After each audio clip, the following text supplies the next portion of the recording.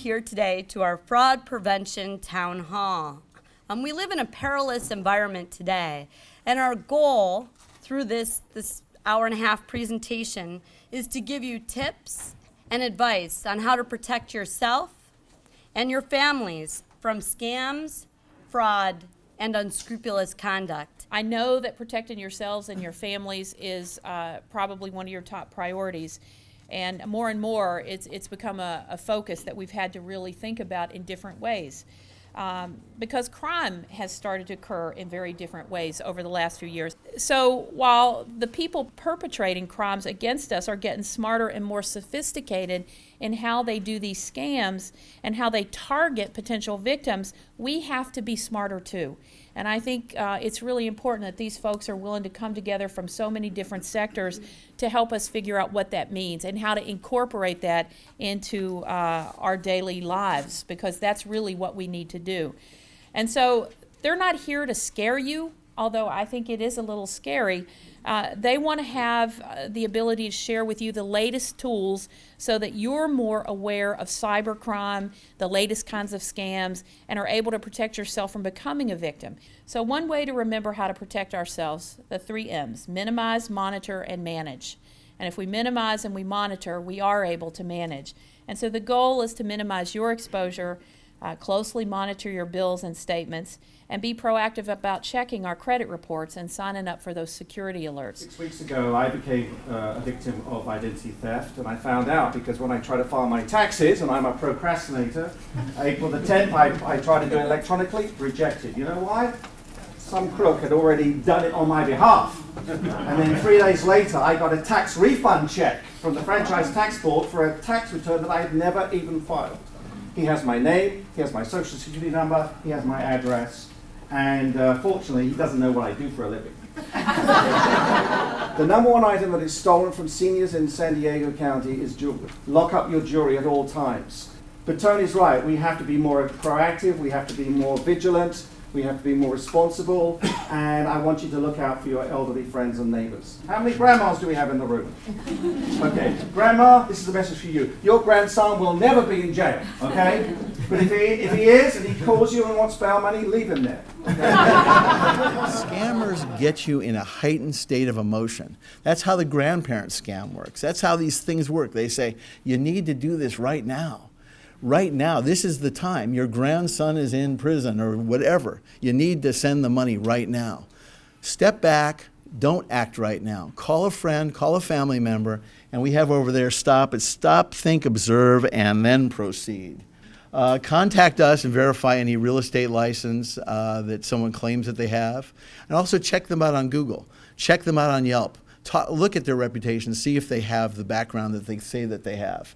And then ask them questions. Ask them about their experience. Ask them about what they've done in the past. Ask them if they're licensed. In fact, the best advice I can give you is treat these solicitors, these people who you don't know, like the folks at your bank treat you. You know, when you call and they say, we want to verify that it's you for purposes of making certain it's your account, and they say, what is your social security number? What's your birth date? What's your name?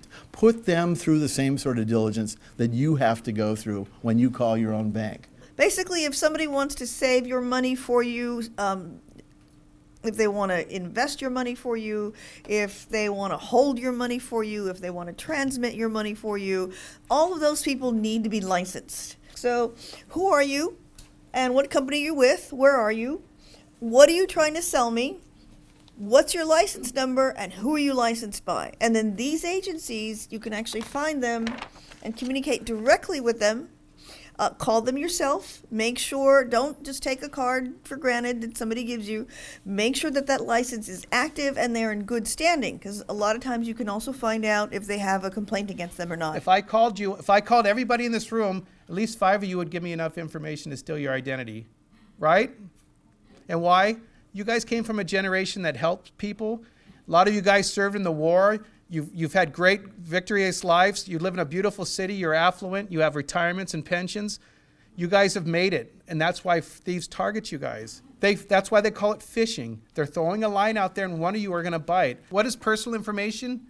Just about anything that is singular to you, your date of birth, What's the favorite one? Your mother's maiden name.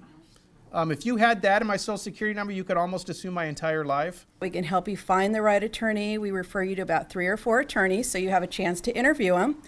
We send you their bios, and it's just a really safe way to find an attorney. And even if you don't need an attorney and you're not sure what to do regarding a legal issue, we can help you in that area also, because we have hundreds of community resources that we can refer you to. We hope that you're never incapacitated, but if you are, believe me, it's so much better to have a plan in place. How do you do that? You want to manage your assets, and you want to manage your bills, and you want to plan, have someone in place that can be a successor to you in case you need that help. Work with a qualified professional to make this happen. And that would be a trust and estate attorney, someone that is independent, who has experience and skill that you need, and not someone who's going to inherit from you. I just want to say thank you for being here today. I'm going to continue to do public protection town halls, especially when I have such experts who are willing to really provide this information and try to be helpful. No one wants to be a victim of fraud. And hopefully being here today is going to give you a little bit more information to help you. And if you like this, let me know. If there are areas that you feel could be covered going forward that you want to know about, then we'll design more programs to make sure. And again, I want to thank the State Bar. I want to thank all of the panelists who come with some specific expertise for their time, because really it's all about informing ourselves and our community. So I really appreciate your being here today.